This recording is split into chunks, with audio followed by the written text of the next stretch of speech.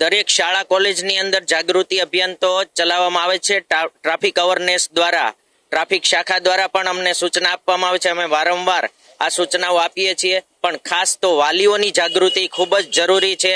આપણા જે બાળકો એમના ભણવા માટે આવી રહ્યા છે, એમને જે ટુ વ્હીલર ગાડી આપવામાં આવે છે, તો શક્ય હોય ત્યાં સુધી અમે એમ કહીએ છીએ કે વિધાઉટ ગેરવાળી ગાડી, ઇલેક્ટ્રિક ગાડીનો ઉપયોગ કરે અને હેલ્મેટ તો કમ્પલસરી ફરજિયાત હોવો જોઈએ। સરકારનો આ નિર્ણય ખરેખર યોગ્ય છે।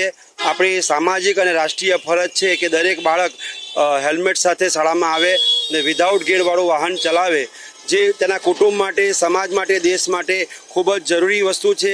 આનું નૈતિકતાથી પાલન કરવું દરેક વિદ્યાર્થીની ફરજ છે અને વાલીએ પણ આ વસ્તુનું ખાસ ધ્યાન રાખવું જોઈએ। જે ઘરમાં એક્સિડન્ટનો બનાવ બને છે એ ઘર આર્થિક રીતે, સામાજિક રીતે પણ હેરાન થાય છે અને એના અભ્યાસ પર પણ વિપરીત અસર પડતી હોય છે।